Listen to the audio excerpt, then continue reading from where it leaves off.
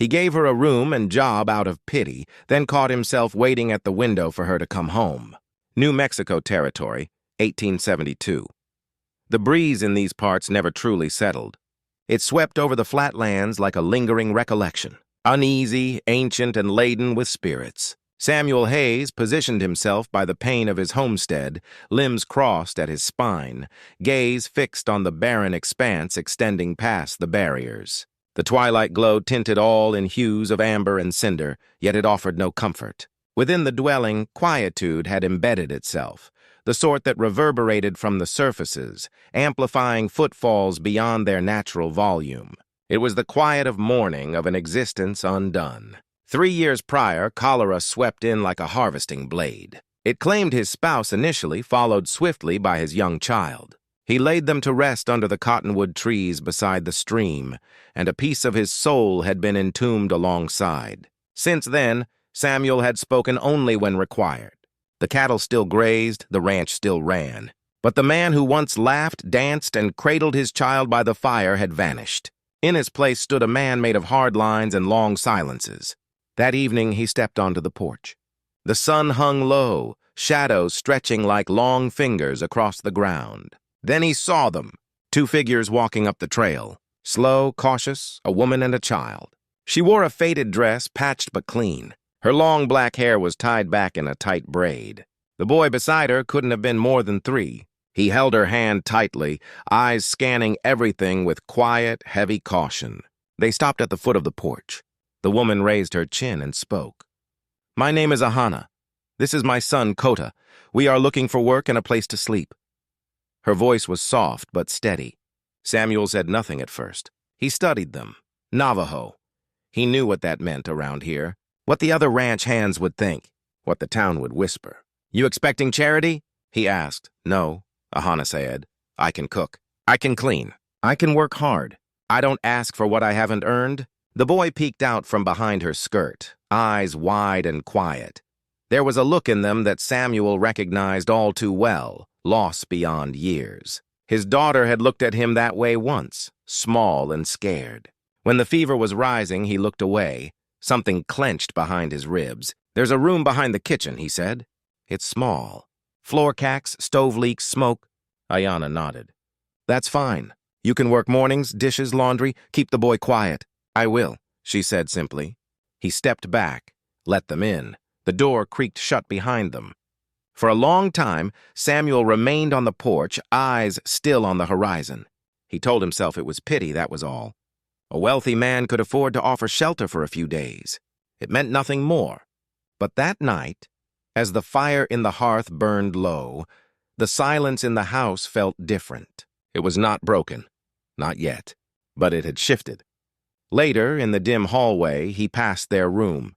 He could hear the soft rustle of blankets, the creak of a floorboard, a quiet whisper, perhaps a lullaby in a language he did not know.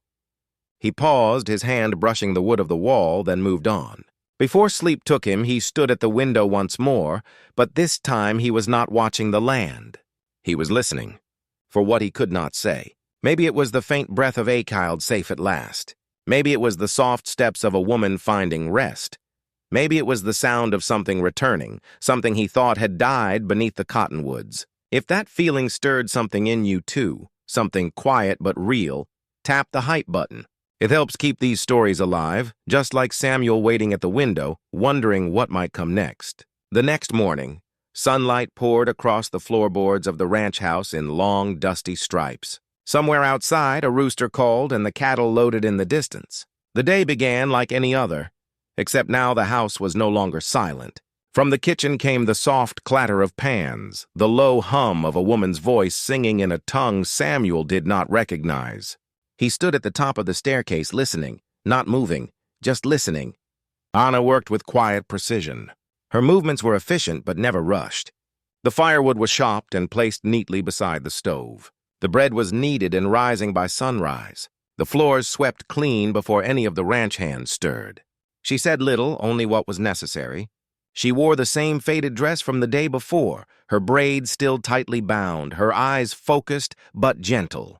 Kota followed her closely, often sitting near the hearth, playing with stones or whispering to the little cloth doll she had made from scraps. The white workers eyed her with suspicion. "Don't know why he's keeping her around," one muttered near the stables. "Plenty of good women out here need work. She's an Indian," another said flatly, as if it explained everything. They whispered louder than they thought. Ayanna heard, but she said nothing. She met their eyes once, calm and unafraid, then turned away. Samuel heard the talk too. He watched from a distance, pretending to check supplies, lingering longer than needed in the doorway, passing by the kitchen when he had no real reason to. What he saw made him pause. He watched how Anna wiped Kota's face with the edge of her sleeve and kissed his forehead before sending him outside. He saw how she knelt by the stove and murmured a blessing in her language before lighting the fire. He saw the way her hands moved over the dough, strong, sure, quiet. He had hired her out offbody, but now, standing in the hall just beyond her sight, he realized something else. He liked the sound of her in the house, not her voice necessarily, but her presence, the soft clinking of utensils, the rhythm of her steps, the lullaby hum she sometimes whispered to the child. It brought something back to the house, something that had been missing for far too long. That night, the wind returned, rolling over the plains like a slow, whispering tide. The shutters rattled. A lone coyote called in the distance. Samuel sat at his desk trying to read, but his eyes had not moved past the same paragraph in half an hour. He glanced toward the window. The moon was high, pale against the dark sky. Somewhere out there by the well near the garden, a hyena was fetching water. He had seen her take the empty bucket before supper, and now he was listening again. No footsteps. Not yet. He rose, walked to the window, pulled the curtain back just a few inches. There she was, crossing the yard slowly, one hand holding the hem of her dress, the other steadying the bucket. Her silhouette moved gracefully beneath the moonlight. There was no fear in her steps, only tired strength. Samuel let out a slow breath. He had told himself earlier that it was just curiosity, but this was something else. He was waiting to hear the door open, waiting to know she and the boy were safe. When the door finally clicked shut, and her soft steps passed down the hall toward the kitchen room, Samuel remained at the window for a moment longer. Then he turned away, annoyed with himself. It was not his business where she went or when she returned. And yet the moment the wind stopped, he realized he had been holding his breath. The heat that summer had a dry bite. By midday, the ground cracked and shimmered beneath the punishing sun. The cattle huddled near whatever shade they could find. Dust clung to boots, skin, and nerves. Inside the Hayes ranch house, the air was thick with the scent of baking bread, iron, and wood smoke. Ahana moved quietly in the kitchen, wiping sweat from her brow. Kota napped on a pallet in the corner, his thumb slipping from his mouth, his breaths even. Outside, trouble brewed like a storm no one dared name. 4 ranch hands stood near the barn, white men sunburned and tense. Their voices were low but edged. "She's in the house now," one muttered. "Damn well should have stayed with her kind." "She's an Indian," another said louder. "This is settler land. What kind of man lets a red woman raise a kid under his roof?" A third spat into the dirt, then slammed his gloves on a post. Hayes lost his mind when his wife died. Maybe he wants to replace her with a squaw. The youngest among them didn't speak. He watched the others with a tight jaw, unease flickering behind his eyes. The back door creaked open. Samuel Hayes stepped out, ledger in hand. He paused when he saw them, eyes like steel under the brim of his hat. Burke, the oldest, stepped forward. He didn't bother with a greeting. "We want her gone," he said. "You keep her. We leave." Samuel looked from face to face, unreadable. "You think I hired her to win your favor?" Burke crossed his arms. "We've worked here for years. Then she shows up and you treat her better than us." Samuel's voice was calm. "I treat workers with respect. She works harder than half of you. That's not the point." Someone snapped. "She don't belong here?" Samuel's jaw tightened. "Anyone here who thinks they own more of this land than I do is welcome to prove it." A heavy silence fell. "You want to leave? Leave. The land doesn't need cowards to grow." No one moved. Samuel's voice dropped. "If you're going to hate, do it from your own porch, not mine." He turned and walked back inside. Ayanna had heard it all. She hadn't meant to eavesdrop. but the voices had cut through the thin wood. She stood in the hall, cloth in hand, heart racing. When Samuel passed, their eyes met. She looked down. "You shouldn't have done that." "I didn't do it for you," he said. "I did it because it was right." And then he walked on. That night, as stars bled into the dark, Ahina tucked Kota in. He slept deeply, hand curled at his chest. She watched him, brushing hair from his face. Knock at the door. When she opened it, no one stood there, only a bundle left in the floor. A small woolen coat, faded blue, clean, worn. She picked it up with shaking hands. Inside the collar, a name stitched in child's thread. Emma. Her breath caught. She pressed it to her chest. Down the hallway, Samuel's footsteps were fading. No speech, no look, just this. She shut the door and sank beside her son. Her shoulders shook. Her tears made no sound. Out on the porch, Samuel lit a cigarette he would never finish. His hands trembled. That coat had been folded in a chest for 3 winters. He had never looked at it until tonight. There was no ceremony in what he'd done, no gesture for praise, just grief, quiet and raw. A father remembering, a father offering warmth to a child who wasn't his, but now maybe was. The wind howled that night, sharp and mean, sweeping across the plains like something hunting. Lanterns flickered in the Hayes ranch house. Most of the hands had gone to bed. Fires burned low. Only the stars kept watch. In the back room behind the kitchen, Ahana slept lightly as always. Her body never fully surrendered to rest. Not since the war. Kota lay beside her, curled into her side, a hand resting on her arm. She did not hear the door open.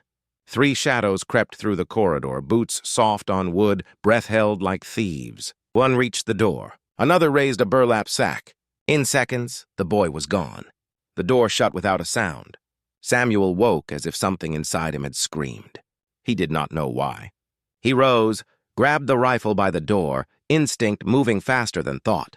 Down the hall, the kitchen stood open. Wind slipped through the cracked door. Then he heard it. A single cry, "Ayana!" Samuel ran.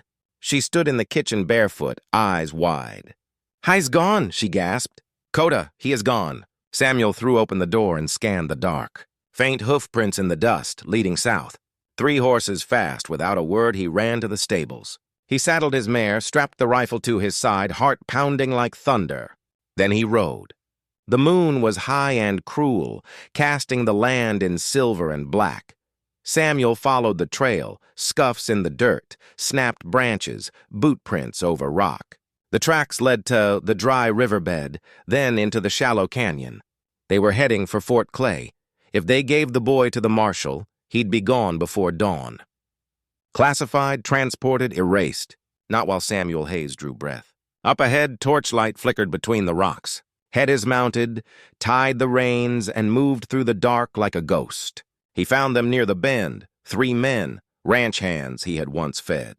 Kota sat tied to a horse, eyes wide with fear, a rag in his mouth. "Well, say we found him alone," one man muttered. "The marshal won't ask." He's ain't supposed to be here." Another said. "She ain't either."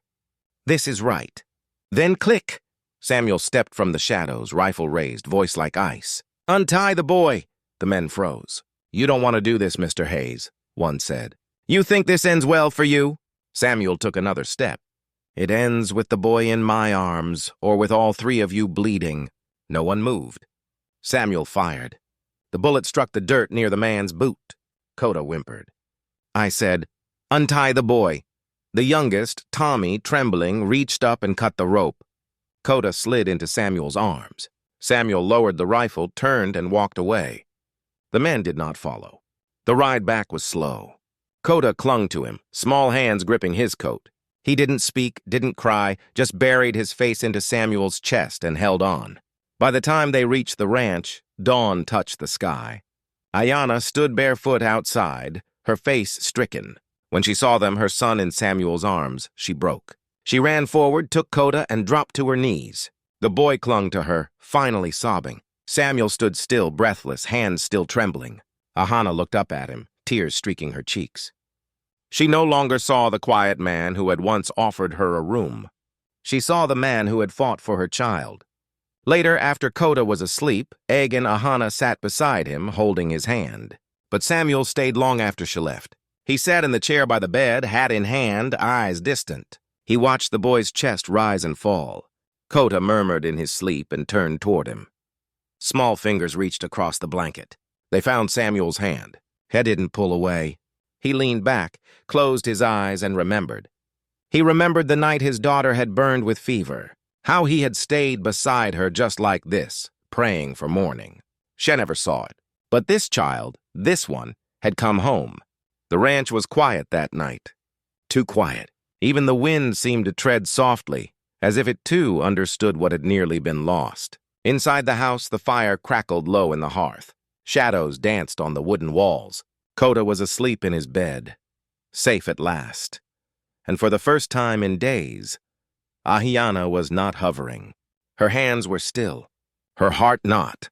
She stood in the kitchen, arms wrapped around herself, watching the flames flicker. Samuel entered without a word. He did not carry his rifle. He did not wear his hat. He simply stepped into the soft orange light and stood beside her.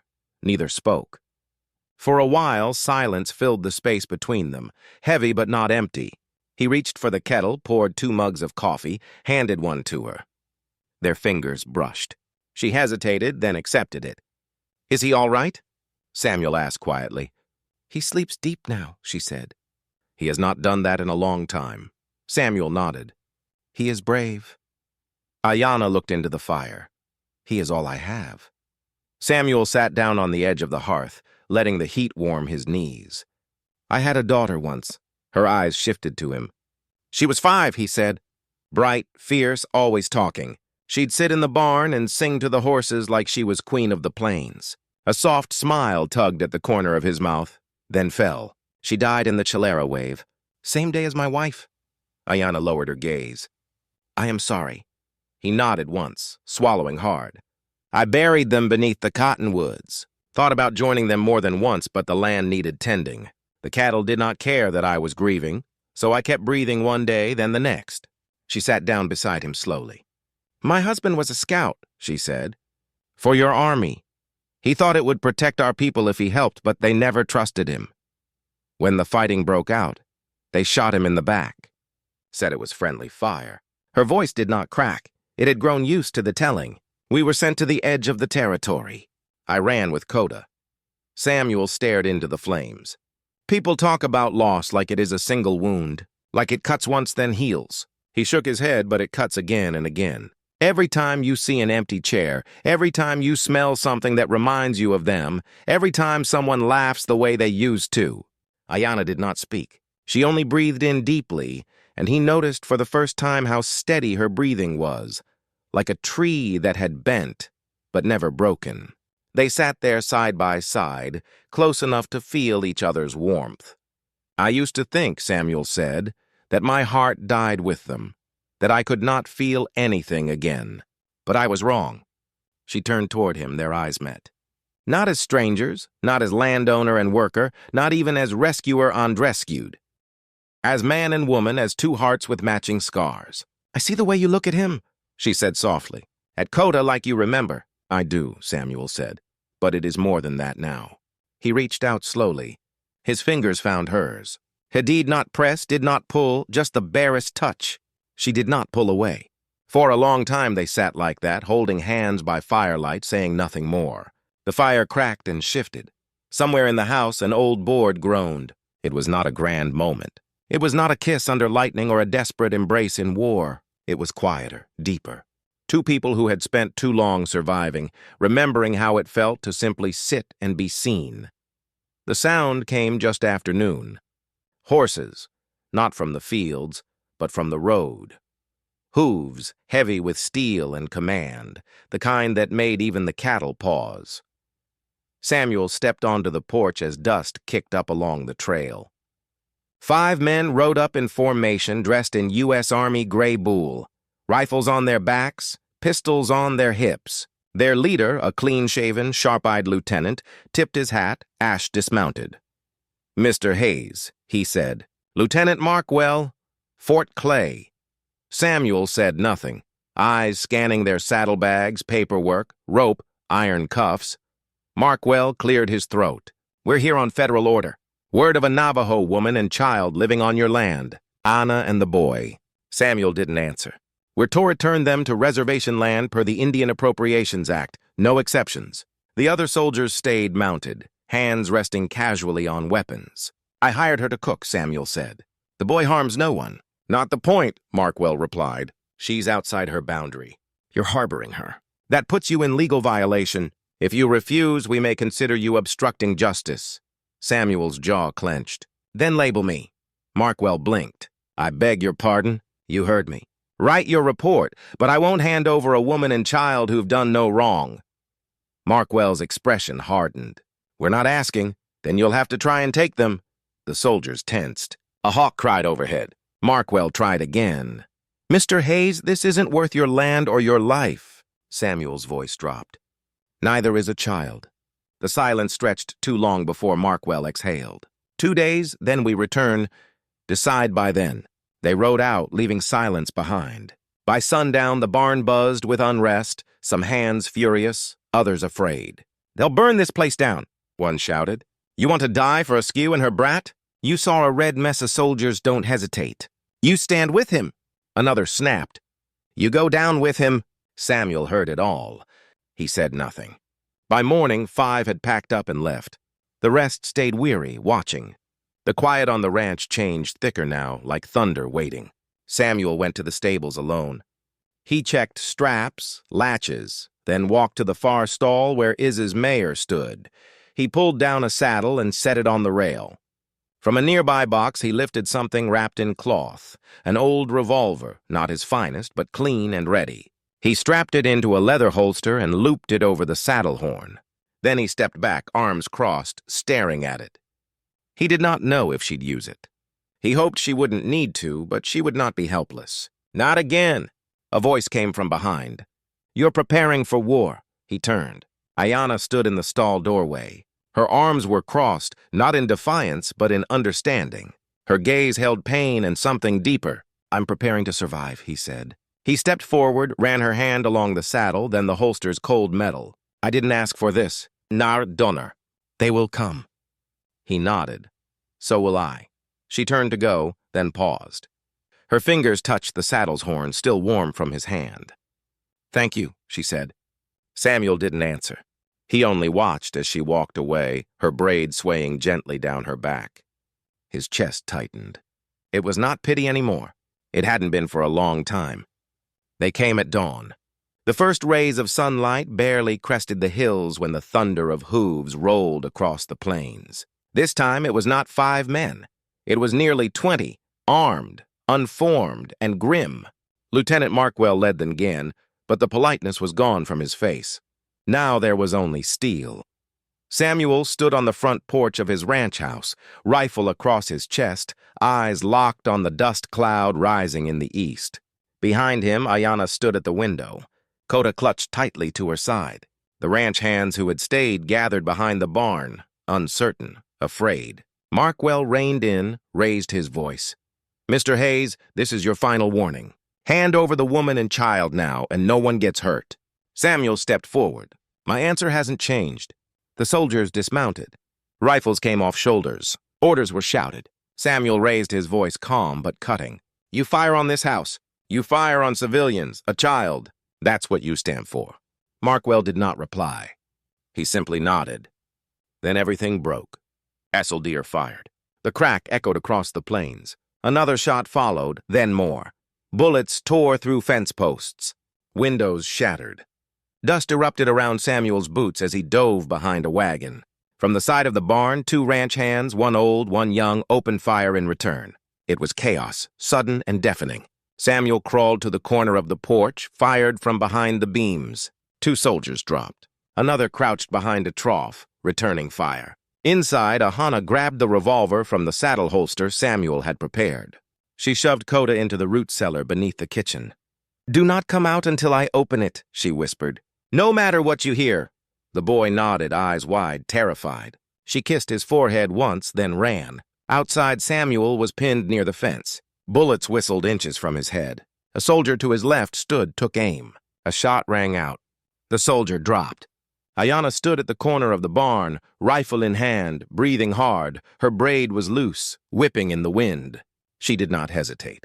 She moved again, reloaded, eyes scanning. Samuel saw her, his heart lurching, but then another soldier stepped from behind the smoke, close, too close. His rifle raised, aimed at Samuel's back. Samuel did not see him, but Ayanna did. "No," she cried, and then she was running.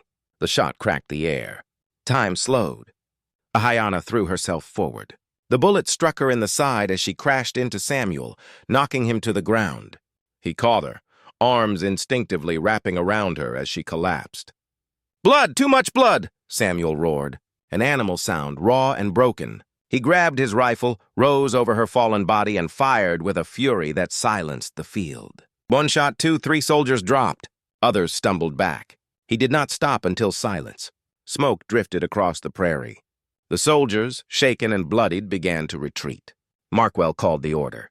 They pulled their wounded and fled the field, leaving the house standing and the ranch scorched but not taken. Samuel dropped to his knees beside her. He breathed, his hands pressing against the wound. No, stay with me. Stay with me." Her eyes fluttered, breath shallow. "You are safe," she whispered. "I am now," he said, voice cracking.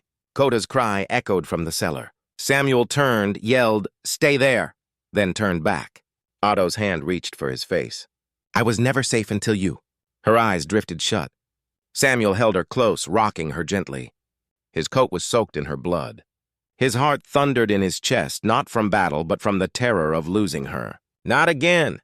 Not this time. The room smelled of smoke and lavender. Sunlight streamed through the curtain cracks, warming the floor beside Thee's bed. The chaos of the battle was gone, replaced now with quiet, the kind that follows storms. Ayanna stirred. Samuel was already there, seated beside her, a fresh bandage wrapped around her side, his shirt sleeves rolled, eyes rimmed with days of worry. He had not left her side since the bullet tore through her flesh. Not for food, not for sleep. When her eyes fluttered open, his hand reached for hers immediately, steady, warm. "You stayed," she whispered, voice raw and soft. "I did," he said. She tried to sit up, grimaced. He moved to help her without a word, the tenderness in his touch unmistakable. For a long while, they simply looked at each other. No mask, no distance, no fear. And Anna saw it clearly now. His eyes, the coldness was gone. There was no trace of pity, no burdened guilt. Only love. Samuel brushed a strand of hair from her face. "You took a bullet to keep me breathing," he said. "I don't think I'll ever forget that." "I didn't think," she murmured. "I just ran." He smiled, faint but full. "That makes two of us." Later that day, he stood at the fence line, looking out at the fields he once built with pride. Cattle grazed in the distance, indifferent. The wind moved softly through the dry grass. But it no longer felt like home. Not anymore. Ayanna stood behind him, wrapped in a blanket, holding her hand. The boy had not left her side either. He had been her shadow through every long night of recovery. Samuel turned. "I'm leaving this place," he said plainly. "This land, this house, it was built for a life that's gone. I buried too much here." Miniata studied him, unsure. He knelt down to Coda's level. "You think we can find somewhere better, little man? Somewhere with trees and rivers and no soldiers watching our door?" Coda nodded solemnly. Samuel rose, turned to her. "A man can start over." "I thought I was too broken for that. But you," he swallowed hard. "You saved me. Not just when that bullet came before that. The first time I heard your voice in this house. The first time I saw you sing to your son." He stepped closer, rested his hand gently on her shoulder. "I used to think I needed a home. Now I know home is wherever you are." Tears welled in her eyes, but she did not look away. They rode out that evening, just the three of them. 2 horses, 1 small saddlebag, no grand farewells. The ranch faded behind them as the